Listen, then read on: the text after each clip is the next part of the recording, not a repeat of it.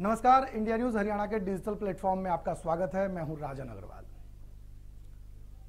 Party से नाराज चल रहे आदमपुर से कांग्रेस विधायक कुलदीप बिश्नोई ने सुबह एक ट्वीट किया और उसके बाद से ही हरियाणा की सियासत में हिलोर उठने लगी।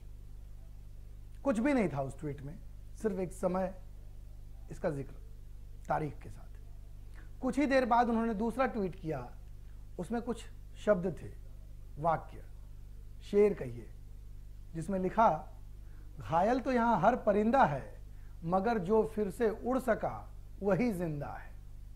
जी हां, फिर से सुनिए, घायल तो यहां हर परिंदा है मगर जो फिर से उड़ सका वही जिंदा है।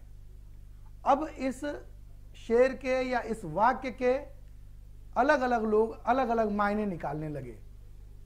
वो एक कहावत है, मुंडे मुंडे मतिर भिन्ना, मतलब जितने सिर हैं उतनी ही विचार हैं, उतनी ही सोच है।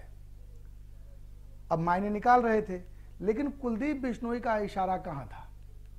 कुलदीप का इशारा सीधे तौर पर पार्टी के कार्यकर्ताओं की ओर था, जो जी जान से पार्टी की सेवा करते हैं, लेकिन जब इनाम की, उपहार की बारी आती है तब मलाई चहेते नेताओं के हाथ लग जाती है। कुलदीप का यही दुख है। कुलदीप बिश्नोई के इस ट्वीट के बाद राजनीति और बयानों की हिलोर धीरे धीरे तेज होने लगी। कई खबरें चलने लगी।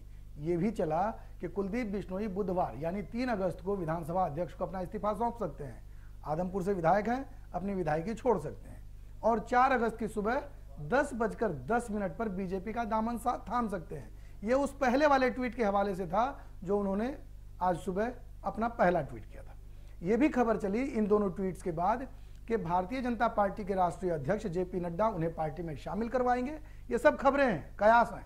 और इस दौरान सीएम मनोहर लाल और पार्टी के प्रदेश अध्यक्ष ओपी धनखड़ भी वहां मौजूद रह सकते हैं। सिर्फ कयास है, कयासों पर आधारित खबर है।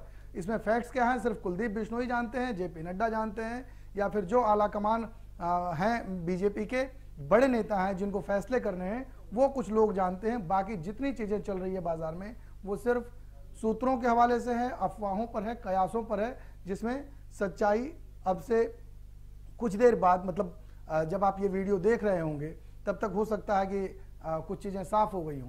तो कुलदीप बिश्नोई ने जो ट्वीट किया था उन चीजों पर, उसके आधार पर ही ये कयास लगाए जा रहे थे और इसके बाद हरियाणा की सियासी लहरें हिलोर मारती दिखाई देने लगी थी।